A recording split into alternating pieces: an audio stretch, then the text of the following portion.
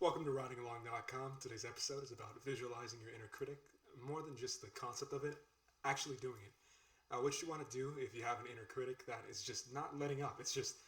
Uh, it's just chilling you out. It's just louder than your thoughts even sometimes. And it seems like every time you try to get something down, it's just it never fails. You just hear that voice again come and stop you and really prevent you from even beginning. So bring like it's one thing to have a voice to it. You already hear that. You have enough of that. Get a clear picture of what it looks like. I'm talking characterize it. It's not something that will instantly solve your problem. It's not a magic pill to swallow, but it's just very effective at getting to know your inner critic. You don't want to kill it. That would leave you probably as one of the more directionless writers because your inner critic is signaling you. So it's pointing in directions for you to go, but it just won't shut up. And all you want to do is write, and all it does is stop you from doing it. So put a face to it. Really, I mean, think of someone who maybe you respect. Think of someone you don't. Think of someone you have this extreme emotion towards. It could be someone living or dead, and just put a face to it. Let it be yourself if you need to. Make it look like another version of you. But if you're a writer, you probably have an imagination. This task shouldn't be that difficult for you. And when you do that, you're going to start seeing in your mind's eye all these thoughts, all these ideas, all these things coming down on you, coming from this person. And instead of just being ambushed by it, you can now have a discussion with that person, with that entity, with that idea that is stopping you. You can find out why is it stopping you. Why is it getting in the way? What's it trying to do? What is it really trying to teach you? Are you actually just mishearing what it's saying? Because the inner critic inside of you isn't necessarily always out to get you. It's not this evil thing you gotta just destroy and never hear from again. Unlike writer's block, it's not just gonna become irrelevant. It's never gonna go away. And what you need to do is get to know that inner critic right now and form a bond with it, form a relationship with it. Have conversations and discuss it with it. You might think it, you don't have to say them out loud. I mean, some people might think that's crazy, right? Talking to yourself, but everybody has conversations with themselves. If you have none, then I really can't relate with you if you don't have any conversations with yourself, even inner dialogues. And I recommend you find another writing resource because I just want you to find the best thing for you. And for me, kind of getting a clear picture. But forget me, I'm talking about you. Find what it looks like and then engage it. Don't just feel you have to I can't take it. This is so much. Don't stop getting upset. Channel that upset and anger and frustration at the critic and figuratively, right? Write it an angry letter back. And you'll be surprised. You're going to hear back from it. There's two ways it can go, right? You address, after you finally give an identity to this voice, you address them, and then it ignores you, and you never hear from it again. Or it ignores you, and that's enough of a win, because it means it's not in a direct dialogue with you, it's not interconnected to you, and it's just nonsense, it's just noise. But you're going to fall into this camp, though. This is what happens when you do it. You hear back, and you get to understand that voice, that person now, it's not just an enemy. It's really trying to teach you something. And it has your best intentions at heart, which might sometimes just be telling you to stop focusing on yourself. If you're having a hard time listening to people, hearing what they have to say, if they're really saying something, again, a lot of people talk and say nothing. There's no meaning behind what they're saying because they're not coming from a real place. But that voice might just be trying to catch your attention, and you're just pushing it aside. You're shoving it aside when really it's a reflection that you need to listen, even if that just means listening to the voice already in there, not externally. But if you can do that, you'll listen in other ways, not just with your ears, not just by reading. I mean, you're going to be more perceptive. You're going to be more sensitive to changes in your environment. And it's very easy, especially If you're young, it's not just that. It's not an age thing. Actually, it doesn't matter your age, and don't feel you have to benchmark yourself against some age where you have to be and all that stuff. But it's very just easy and almost natural feeling sometimes to get caught up in that idea of everything revolves around you, everything revolves around me.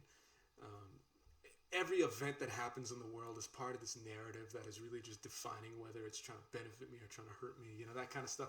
That kind of thinking. Don't beat yourself up figuratively if you think that way, but be aware of it. Be conscious of it. If all you're concerned about is your own concerns and what you want, you're probably shutting off a larger part of the world because you're not realizing that you're actually connected to it as well. It's funny. It really is, because you can still be very conscious of your surroundings as a writer, and while you are being selfless, much like writing, it's a form of giving and all that, much like being perceptive, being sensitive to the needs of others in your vicinity, of the needs of people around you.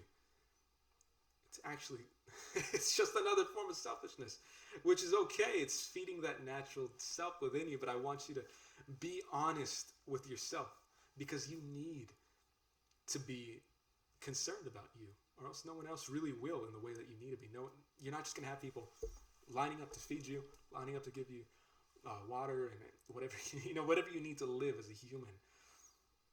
You're the one responsible for that. So that instinct, yeah, it's natural and it's not going to go away, and it's not your enemy either.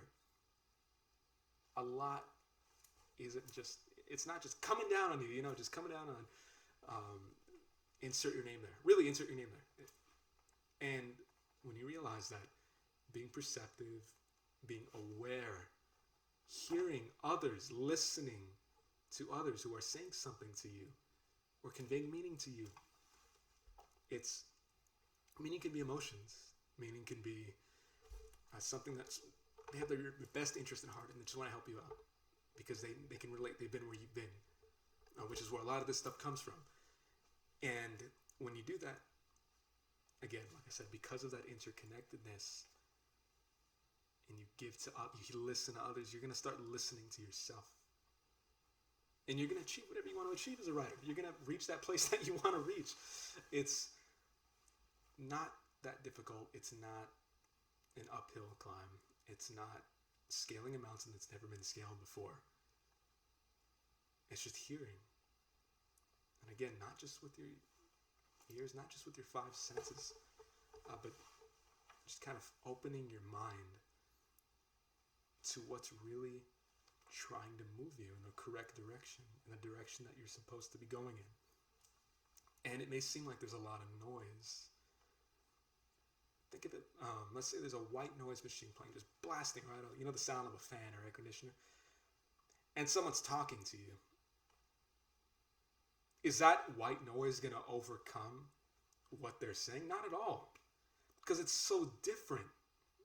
It's so distinct. You got to hear those voices. And that's your critic too. Amongst a lot of noise in your head, that, what I'm talking about, isn't just for writing. It's for every aspect of your life. And it's not that you can't hear it.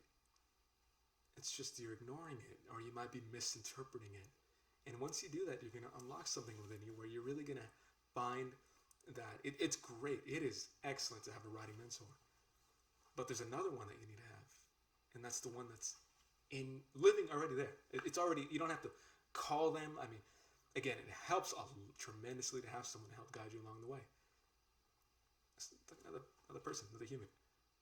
But again, a good mentor will also tell you that you got to hear what's going on in there too, because it also has some insights to give you, some insights that collaborate, that coincide, that are completely related, that work together, that help you flourish as a writer, that help you say what you want to say in the way you want to, in the way you need to, in the way that others need to hear it. So, listening, hearing, it's about others, and everybody can be very honest. You're not the patron saint of hearing others' problems. it's not the easiest thing. People get paid to do that. Did you know that? People get paid lots of money. And that's the profession, to listen to others. A good therapist, are they talking the whole session about themselves? They're either talking about you, to you, about you, or they're letting you talk. And same too. Write in the comments. Tell me what that inner critic looks like. And what are they really saying to you? None of this is just, oh, try this, maybe it'll work. Good luck again. As I always emphasize in these videos at Writing Along, it's about developing you as a writer. And sometimes that means simply looking and listening inward. You have a lot of answers. You're exceptional. You're already capable of writing the way you want to. You kind of got to unearth it, unself it. You know what? I'm not used to that word in the same sense. And here, listen. Get to know your inner critic. Give it a face. Give it a place to converse with it. Picture it in your head. Go into a park in your imagination, your wide and vast imagination, and have a nice conversation with them. You'll find out they're not out to destroy you. They might just be your best friend, and not just with writing, in a lot of senses, a lot of ways, and you're gonna find and finally internalize for yourself. It's interconnected. It's full circle.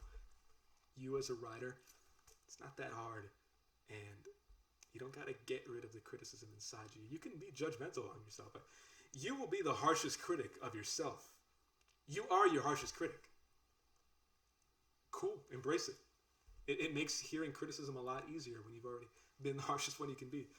Sometimes you'll tell yourself certain things, and you won't be misinterpreting them. You'll know where they're coming from, which is everything. More than what's said, where it's coming from is also a big point, which is why I'm saying if you're afraid of, I don't know if I can say it right, it doesn't matter the way you write it necessarily. There's certain core fundamentals and principles that apply that you'll find on your own, you'll find through some of these videos, and through reading books that really connect with you and resonate with you. You'll see it that way too. Through a mentor, you'll see it as well. But also, you got to realize that you don't got to put all that pressure on yourself. Much like that critic, it's coming from a place, and you got to know where it is. The direction, the flow of it. And this video is simply just to help you start thinking in that way about it. If you want to write a book in 30 days, you don't have a lot of time, do you? Check out writingalong.com. I'll shoot you a copy personally, straight to your inbox. Free. Just completely, you can use it when you need it. I suggest using it tonight. Use it today. Write a page, write a chapter. And if that is too much, sign up, get your PDF in your inbox, let it sit there for however long it needs to. But let me know in the comments right now. Again, what does that inner critic look like, and what is it telling you? Right now, what is it telling you? Let me know. I'm going to see all the comments. All right, I'll see you around, and thanks for checking out today's video. All right.